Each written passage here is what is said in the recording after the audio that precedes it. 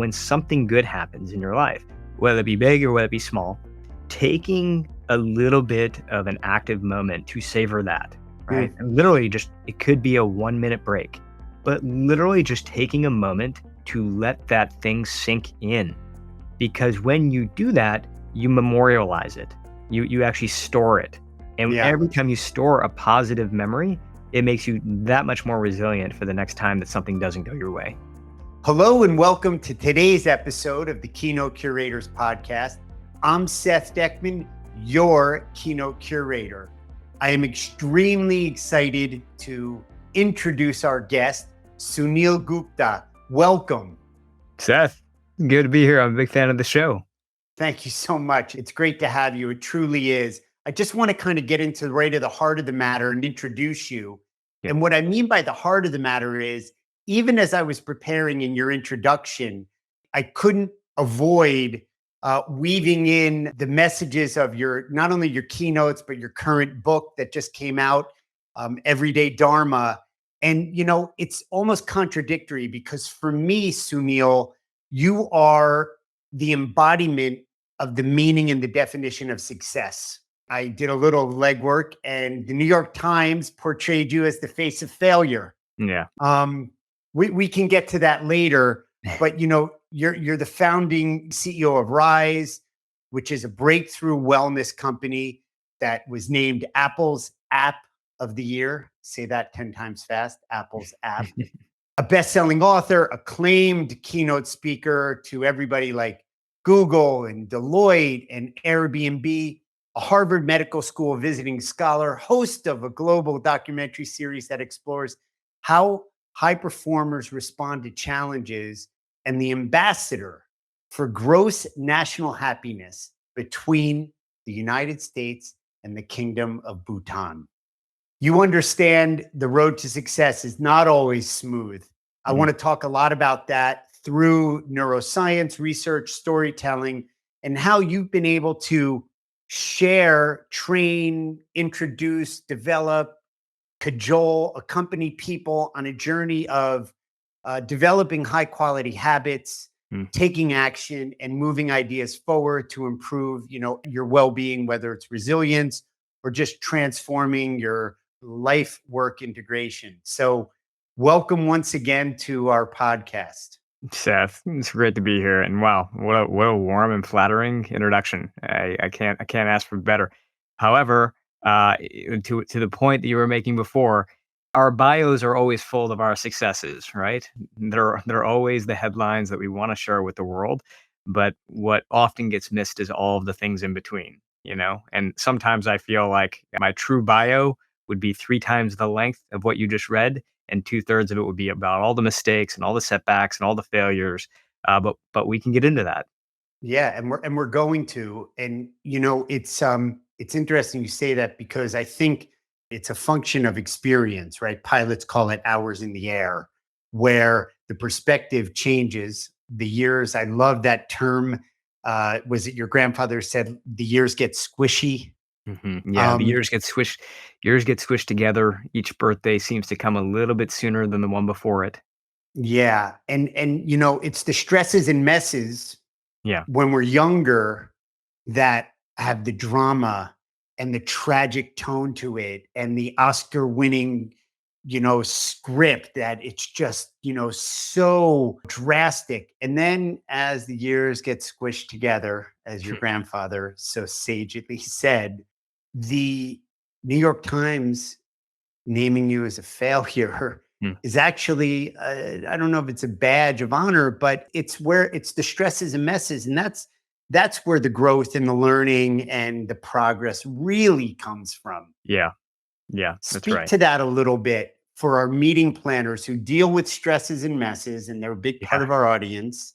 We also have business owners and all sorts of leaders and entrepreneurs that are out there. And, they're grasping and reaching for new tools and new ideas and mindset approaches to expand their capacities. Yeah, absolutely. I mean, long-term success comes from short-term embarrassment, right? We know that. You can't get to where you want to go without taking risks. And the thing about a risk is that there's a good chance it's not going to work out exactly the way that you wanted it to. But it doesn't necessarily mean that that time went to waste. You can turn these sort of failures into stepping stones to success. And that's what we see the best leaders do. It's not just a punchline or something fancy to say on stage. I see it over and over again. I've spent the past 10 years studying some of the most extraordinary people on the planet. And I ask them, what were the moments that really changed things for you, where you really felt like it was an inflection point for your career and for your life? And very rarely do they point to a win. Almost always they point to a loss. Um, the way that I got into sort of this field is that I had started a couple of companies that did not work. And I got asked to speak at a conference called FailCon. It was one of my first keynotes. And so I'm literally up on stage talking about my failures. And I didn't realize that there was a reporter from the New York Times in the audience. And so you flash forward to a full length article on failure with my face Right. as the cover of this article. You're the And face of failure. I'm literally the face of failure for the New York Times. But not just that, Seth. This was 2013-ish. And so failure was one of those terms that, if you'll remember, people didn't really talk about. And then all of a sudden it seemed like everybody was talking about failure. Hmm. And this article came out right around that time. So it immediately goes viral. It goes so viral that there was a point in time when you could have Googled the word failure, like literally just searched for the word failure. And my face would have likely been one of your top search results. So I'm like not just like the poster child for failure for the New York Times. I'm the poster child for failure for the internet. Right. You're And you're outranking Webster's. yeah, exactly. I'm 100% outranking any defunct companies or anything. I am the failure face. So somebody who is really important to me encourages me to start using this article rather than running away from this embarrassment. Lean into it. And the way that I did that is I started emailing all these people that I admired, people who had no idea who I was, from Oscar winning filmmakers to celebrity chefs to coaches of professional sports teams, leaders of large iconic companies. And I would literally send them a link to this article. And I would say, hey, as you can see, I don't know what I'm doing. Would you be willing to give me some advice? And the response rate to that email was way, way higher than I thought it would be. Again, these were Wow. cold call emails. Yeah. But I think that they were my suspicion is that these were all people who were used to people emailing them and saying, "Hey, look at all my successes." I was emailing them and saying, "Hey, I'm the poster child for failure." And they got a kick out of that. They responded to it. But not only that, Seth, what ended up happening was that those conversations that I was starting to have with these leaders were vulnerable. They were honest conversations. They were telling me about their failures. And when I would search for them on Google, I wasn't hearing these stories. I didn't even know these stories existed. And so the point being that I all of a sudden found myself sitting on this like data set of anecdotes that were completely behind the scenes, never written about. So I started writing about them. I started Right. writing articles, and those articles turned into books, eventually turned into a career in speaking. But now what I do is I travel the world and I meet with leaders. But what I really try to get at again is not just what the outside success looks like, but really ultimately what are the habits that we're practicing internally in order to succeed externally. Right? What are the things that we've learned most likely through embarrassment, through failures, through setbacks that have caused us to change our own approach, right? Even in a way that's not visible to other people, but it's an inner mindset, it's an inner what I think of as head, heart, and hands. It's an inner way of sort of integrating our own energy so that we can be the best possible that we can be for the people around us. What are we doing internally in order to see that externally? And that's really been the basis of my keynotes. I take what I think are the most interesting, but also I think patterns of really high performing people all around the planet. And I try to unpack those in a really, really simple way for my audiences so that when they leave the keynote, they leave the session, they can go put those into practice immediately. What do you think, the failures that when you read a bio, whether it's a keynote speaker or a CEO, you hear all these flatteries and all these amazing accomplishments, but the guy that climbed Everest, how many times did he break his nose Yes. falling on the ice face or dislocate the shoulder and not summit for two or three times? As I'm listening to you, I'm thinking of Diana Nyad, four times, Yeah. four times, not Yeah. until she was 64. And the movie and the story is there. But Yeah. really, to me, the real story is the three times and the grit and the resilience and the stick to itness and Yeah. the get back up and all those cliches. What do you see, not just in the keynotes that you deliver and the companies that you've addressed, but what are you seeing post COVID, the new workforce? Millennials are coming of age. What are you Yeah. seeing out there that are some of these core virtues that people can really hang their hat on and you could speak to? Yeah, I think one of the things that's becoming very apparent to me is the difference between resilience and what some psychologists now refer to as post-traumatic growth. Um, and Okay. by that, You got my attention. You had me at yeah. post traumatic. And by the way, traumatic can be big. It can be uppercase T, it can be lowercase t. Sure. Hard situation. But the difference being that oftentimes resilience can be sort of seen as simply getting back up. And that's great, right? We need that, but we also need to learn, right? We need to grow.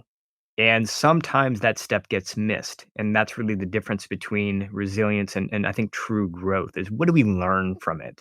And how do we adapt to it on our second time around? So if you look at Diana Nyad, it was different approaches to the way that she was taking the same sort of journey, right? But different patterns of breathing, different ways of using her stroke. We need to do the same thing. If we continue to get up over and over again, but we don't feel like we've learned anything from it, we haven't grown from it, then what is the purpose of all this? And if you were to sort of take the science in the West and sort of apply it to one of my favorite things to do is apply it to ancient wisdom, you would probably arrive on a body of work called Kintsugi. And Kintsugi is basically the art of golden repair.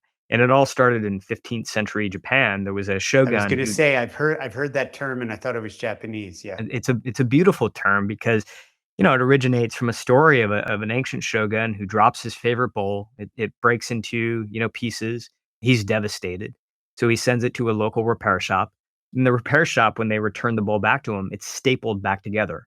So functionally, it's kind of back to where it was before, but it's lost the magic for him. It doesn't feel as beautiful as it did before. And so he ends up sending it to an artist, and the artists, what they do is they instead of trying to staple it back together, they take the pieces back apart, and then they put a golden lacquer in between the pieces. So when he gets it back, it almost looks like there's like this spider web of like golden lacquer running through the bowl.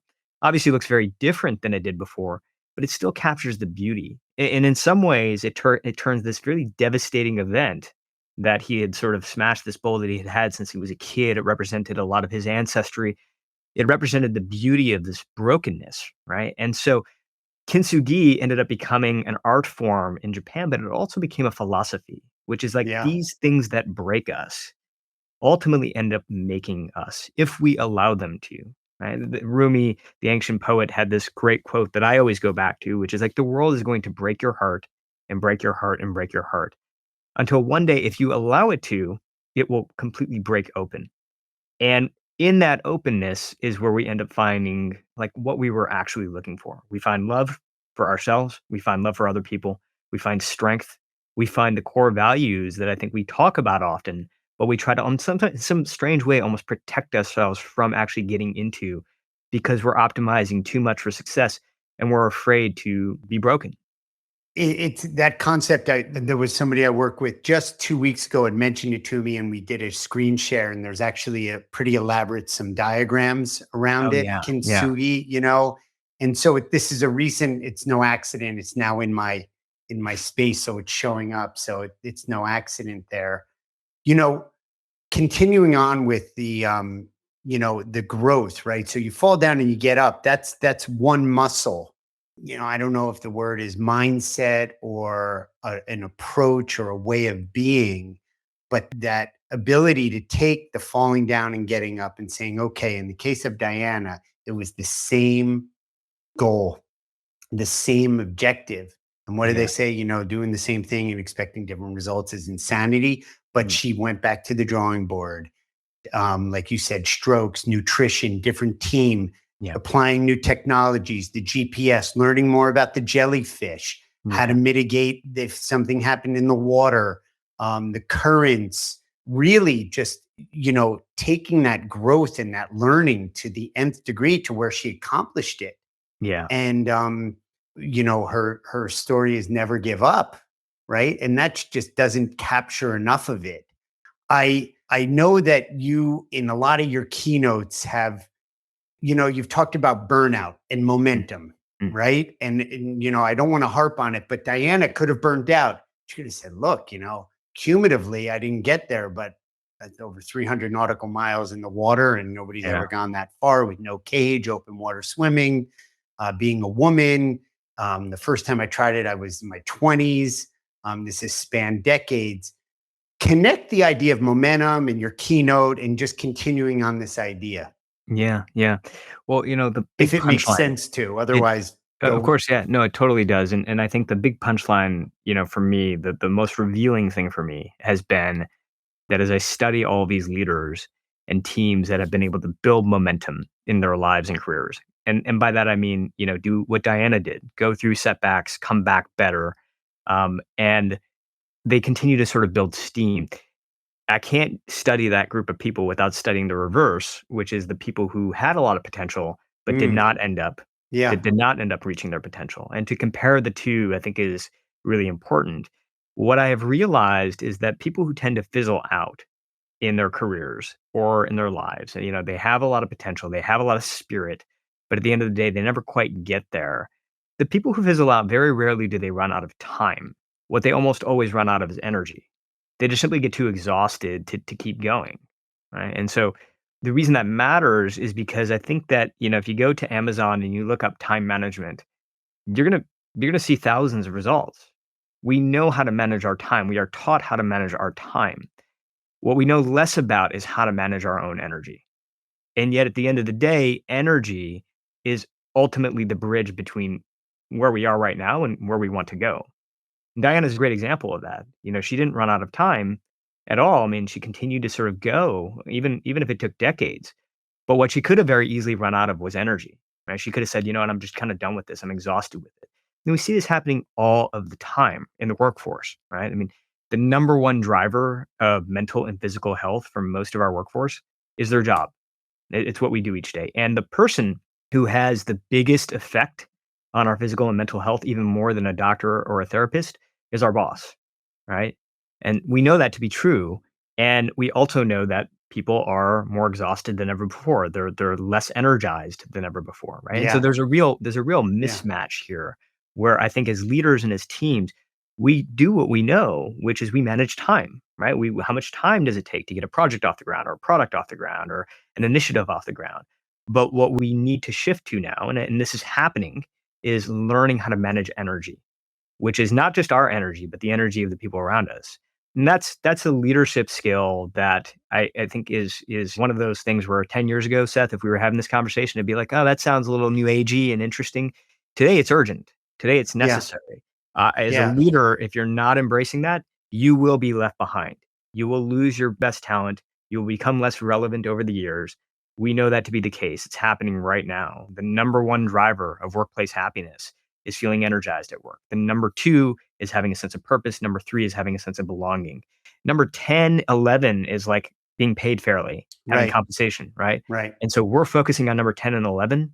We are now starting to see this real shift to energy, purpose, belonging, all new skill sets, all things that we did not learn in business school, all things that are not taught in most leadership trainings.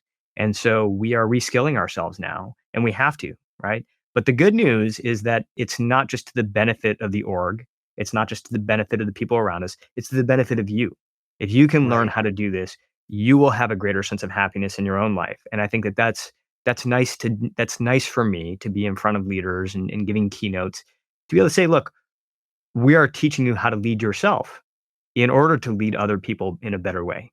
Yeah. I mean, it must be incredibly fulfilling because, you know, the ideas in society and all the signs that are pointing towards the counterintuitive of managing energy is manage time, get things under control, put everything in a compartmentalized agenda, structure it in, and that way you'll be able to get on top of things. If you're not managing your energy, for me, it seems like what suffers is your focus and your creativity right off the bat. And Yeah. when you're running an event as a meeting planner or an event planner or a conference organizer, you have long days and you have a very intense, dense period of time. And having the skill to manage your energy is going to be the game changer for you. I would ask you this because I said focus and creativity, and I'm talking from personal experience. Am I wrong that the society, the signs, the social platforms, the advertising, all the things that are valued, it's not the managing of the energy, but the opposite? Yeah, yeah, right. I mean, as soon as we finish one meeting, we're already late for the next meeting.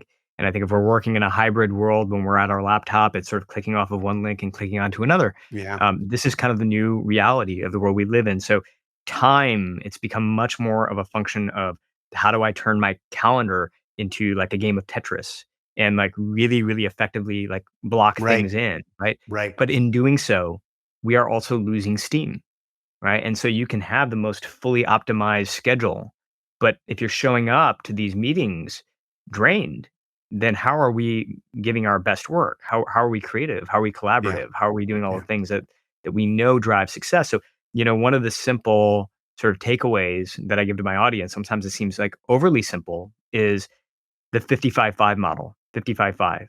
And what that basically means is that for every 55 minutes of work, whenever possible, not always possible, but whenever possible, you're building in 5 minutes of focused, deep recovery, meaning that you could be reading a book, you could be sipping on a cup of coffee, you could be listening to music, you could be doing breathing exercises if that's your thing.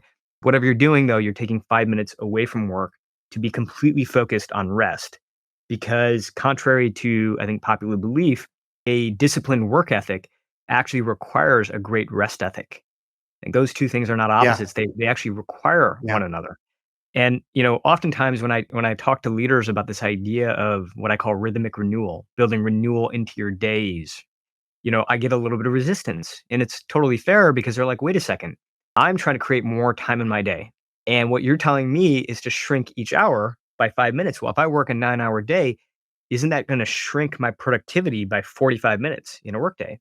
And I Yeah. get why people might feel that way because as a former, founding CEO, somebody who's run companies, like I felt that way as well. But what the science tells us is that every single one of those 5 minutes is going to make the other 55 minutes far more effective, far more creative, far more collaborative, right? Far more energized. And that's going to cascade to the people around you, right? So all of the Yeah. qualities that we associate with success, you're going to have more of that.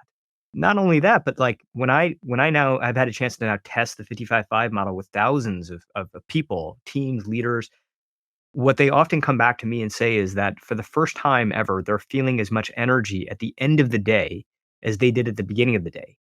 And that's like a wonderful thing for our happiness, which is great, but it's also great for human performance, right? So it's great to be able to go back to your kids and your family and to be able to have like a sense of like I'm not drained. That's wonderful. Yeah. But it also makes your 2 o'clock, your 3 o'clock, your 4 o'clock meetings much more effective. And oftentimes some of the most important meetings we have can actually be at the end of the day, but we're working at half capacity. What if you could have the same level of freshness, the same level of energy at your afternoon meetings as you did in your morning meetings? How would that ultimately change things for you, right? Because for most people I work with, it has dramatic results. And it optimizes. I mean, the word efficiency, it sounds so being countery, but the optimal, where you're present, where Yeah. you're creative, where you have the energy, where you can respond instead of react, where Yes. your emotions are in check and you can focus and be connected with whatever activity is going on, a one-on-one meeting, a larger meeting, or some type of preparation for a keynote speech. Yeah. That it's so rich what you're pointing to. I think there's so many things. White space on the calendar. You talk about 5 minutes of, what did you call it, recovery, or Yes. um yeah, Renewal. Yeah. renewal. I love that word, renewal. That 5 minutes of an active renewal, which you approach, I would gather, with the same intensity and energy and focus as you would your work during the 55 minutes. I've been Yeah. trying to structure appointments on my calendar and build in those little white spaces, Great. the renewal. a gap where I can not only maybe go to the bathroom, but yeah, get some fresh air, walk around a little bit. Like you said, listen to a song, read a page or two out of a really important book. Everybody, this is Suneel's book. It's beautiful Thank book, Everyday Dharma. Read it. It's an important, it's easy to read. It's practical, so there's the white space, the renewal. There's also, I think, when your energy is managed, I've had this experience. There's big rocks versus small rocks. And Yeah. what are you going to use that fuel on?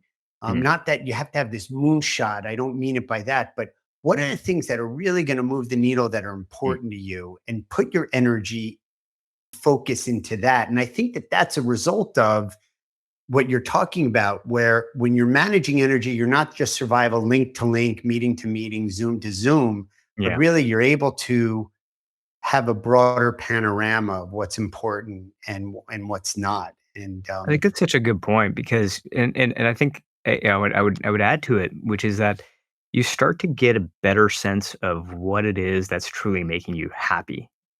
The reason that matters is because it sounds cheesy. I get it. And when I work with like top performing executives, that are burnt out. By the way, that's a lot of them. 40% of C level execs right now are thinking about leaving their job due to workplace stress. Right. So oftentimes the and misconception 40% for our audience is a lot. that's a lot, right? That's a lot, right? Because we often sort of see what's happening in the workforce as like a Gen Z sort of issue, but it's not. It's across all levels right now. People are exhausted across all levels. So I don't think this is generational. It's just where we are. It's the reality of what we're all going through together. But one of the things that I think that we know happens is that we as, I think, human beings, especially those of us who are driven, are subject to what neuroscientists call hedonic adaptation, which basically means that when something good happens, we notice it for a moment and then we quickly move on to what's next and what's next after that.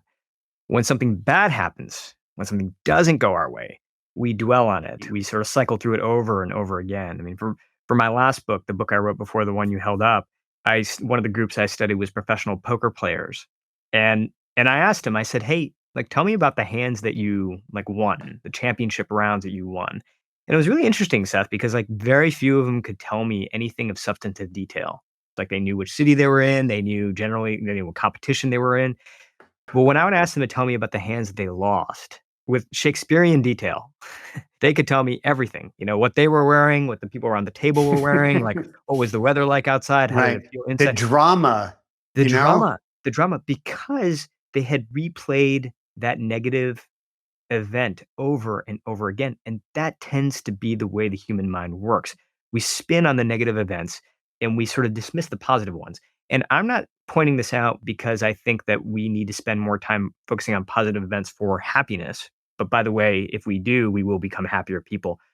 But the problem that I'm really focused on is that when we dismiss positive events, we actually make us much less resilient to the next time something negative happens, right? Because what ends up happening is we have like this Netflix of negative memories in our head, and we have this very sparse catalog of positive memories, right?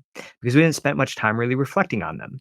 Yeah. And what happens then is we get hit with a setback or something doesn't go our way, and we immediately sort of jump to, well, oh my God, this always happens to me, right? Because I have this negative memory catalog to like draw on. I can see the patterns very clearly here, but I can't see the patterns very clearly in the positive side. And that can be one of the reasons that we end up burning out, one of the reasons we get exhausted. So, one of the very practical things that we can start to do is not to be Pollyannish or to be like overly optimistic, but to just start leveling the playing field between negative and positive, right? And what that means is that when something good happens in your life, whether it be big or whether it be small, taking a little bit of an active moment to savor that, right? Mm. And literally just, it could be a 1 minute break, but literally just taking a moment to let that thing sink in, because when you do that, you memorialize it. You actually store it. And Yeah. every time you store a positive memory, it makes you that much more resilient for the next time that something doesn't go your way. That's brilliant. And that falls inside of that management mind frame. How do you manage a win? How do you manage your loss? How are you relating to it? How much energy are you going to give to it? And I think that that's brilliant. We're getting very close to the end here, Sunil. I Mm. want to make one comment, and then we're going to move into a little bit more of a lighthearted, whimsical piece of it quickly, and Sure. before we say goodbye. I was thinking about this, the hedonistic, what hedonistic. Hypnotic adaptation. Yeah, it's so instilled in our modern, I think, Western culture. I'm an avid tennis player, and I Mm. listen to a couple of podcasts, and I have a ton of books behind me on tennis. And I've studied the history and modern game, and I was listening to a podcast of one of Federer's former coaches, Mm. and it was the last Wimbledon final, and he lost in 5 sets, Mm. and he had a set point in the fourth set. And coach Paul Anacone was devastated. And he goes back in the locker room, and there's Roger. He's got his kids, he's smiling, he's out of the shower, he's getting Mm. ready for the press. And later he asked him, and he said, what? He's prepared for the drama, for the script of like, I'm not going to eat, I'm not going to sleep on the flight home. This is terrible, reliving every. He said, look, it kills me, it burns me. Don't get me wrong. But how many matches that I had no business winning, let alone finals, Mm. that it was over and I won. And I was just like, man, I'm out I love there that. playing my recreational tennis, and I'm like point to point. And it's just like, manage it, I love that. That's a Yeah. beautiful story. Yeah. Just brilliant, because you see it in sports, the management, right? The physical and the mental management, and how it interplays. Back to Diana, it's just fascinating. That's amazing. I want to pull us into our next segment, our final segment here. It's 20 questions. It's not literally 20 questions, Okay. but it's the spirit of it, right? So one word answers. We're not going to get you on the Freudian couch, but whatever kind of comes to mind. Sure. Plain cheese pizza or with toppings? Toppings. Chocolate ice cream or vanilla? Vanilla. 5-star resort, luxurious beach vacation, or roughing it up in the mountains? Mountains. Taking a long bike ride or working out in the gym? Wish I could say long bike ride. Okay. You just did. So could be a wish list. If you stream or if you're viewing, what's the last thing that really turned you on that you watched? The Bear. One of my Ah. favorite shows. Yeah. And same thing for books. What's the last one that you read or that you're reading? I'm reading a book called Feeling Good Together by David Burns, Dr. David Burns. He's a Stanford psychologist. Really smart book. All right. This is not a hit or miss. I think you know the answer to this question. What is the national sport of Bhutan? Oh, oh gosh. I don't think I actually know what the national sport of Bhutan is. I should Okay. know what the national Bhutan is. So officially, your ambassadorship is in danger. We will now put you on a provisional period where there will be a full review. Yeah. Archery. Archer. That makes perfect sense. Yeah. That makes perfect sense. And I Yeah. think we hit the bullseye today. So we're gonna leave it on that note.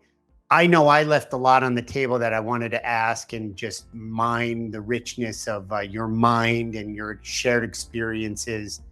Just thank you for being here, your generosity, your thoughtfulness, and we look forward to having you back down the road. And for all the keynotes that you deliver and the lives that you make a difference with, and the ripple effect, just thank you for that, because it truly is a positive impact. Oh, that's really touching, Seth. Thanks so much. I really appreciate what you do, and I'd love to be back on the show sometime.